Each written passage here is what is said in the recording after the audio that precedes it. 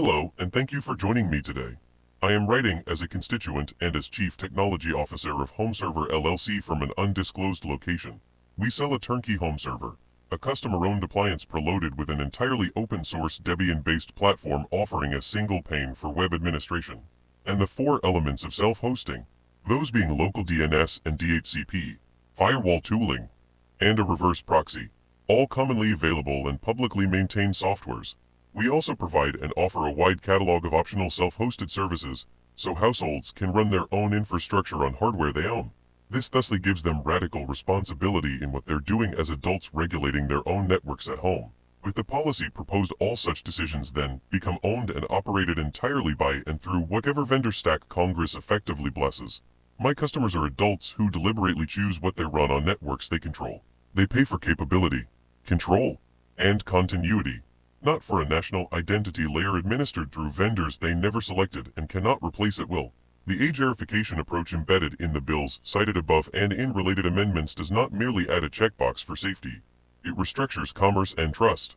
It pushes lawful businesses and lawful adults into mandated reliance on third-party verification regimes and intermediaries that customers did not contract with, did not audit, and in many cases would not tolerate if the choice were explicit. That is not parental consent in a narrow sense. It is a forced trust migration from the customer's chosen relationship with my business onto a parallel chain of vendors, policies, and failure modes my customers never asked to inherit. Full stop. If this architecture is locked in as policy, you do not impose a one-time compliance burden. You hold the American people hostage, in practice in perpetuity, to whoever is contracted, commercially dominant, or legally positioned to satisfy the mandate. Lawful activity of real consequence routes through them. They become the de facto third-party authenticator for vast tracts of ordinary life online. That is not a diversified market outcome. It is structural capture.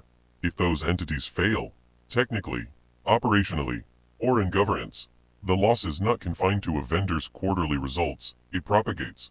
Everyone downstream is crippled because everything that mattered already went through them. In one sentence, as an engineer, what I build is local first resilience.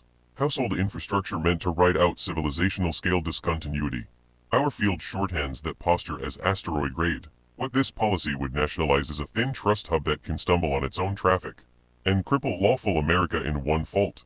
To be blunt, whoever votes this into permanence, including anyone who tells themselves this stays confined to protecting kids, should see what it does to their own family's digital estate. If lawful use of the network must clear a federally blessed trust chain, no American retains title to their own digital life in any honest sense.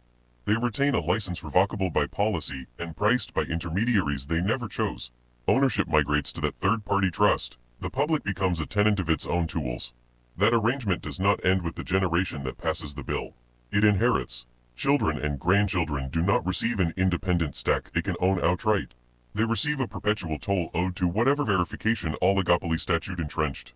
A vote for permanence here is not buying safety.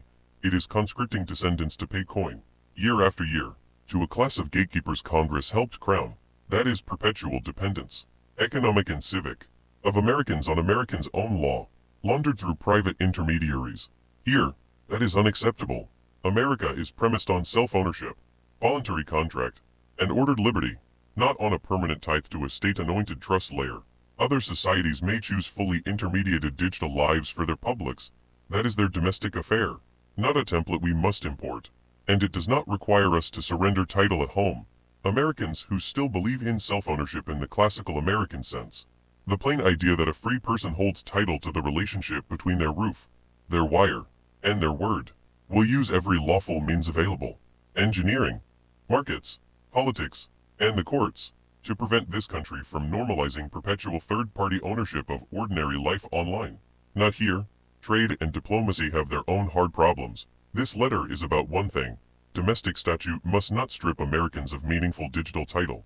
What I build and advocate for, local first, customer-owned, decentralized patterns aligned with a genuinely decentralized web, sometimes called Web 4 in industry shorthand, runs exactly antithetical to that design. Your proposal assumes mandatory intermediation and a single class of approved trust. Mine assumes voluntary relationships, portability, and no irreplaceable national gate. They are not two tweaks of the same stack. They are opposed civil engineering for the internet. I am not arguing against parents, minors, or good faith attempts to reduce harm. I am arguing against a predictable market outcome, concentrated gatekeepers, reduced competition, and higher friction for lawful products that already sell on voluntary, willing buyer terms.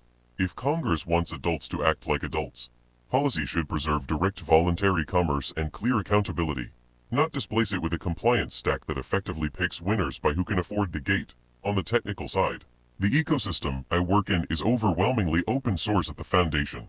Much of the paid assurance market rides the same public ideas, interfaces, and reference implementations the commons produced. Separately, modern tooling has increased the rate at which software is generated and forked. That does not erase security work, but it does change what control the code can mean as a legislative assumption. Mandates that assume scarcity and central choke points tend to fail in the real world, while still damaging lawful domestic operators who try to comply in good faith. For these reasons, I ask you to oppose these measures, or at minimum amend them so that 1. Lawful businesses serving adults by default are not required to route customer trust through non-consensual third-party identity or age vendors. 2. Any verification obligation is narrowly tailored, minimizes data, avoids national identity dossiers, and includes a small business hardship path that does not make compliance a cartel game. 3.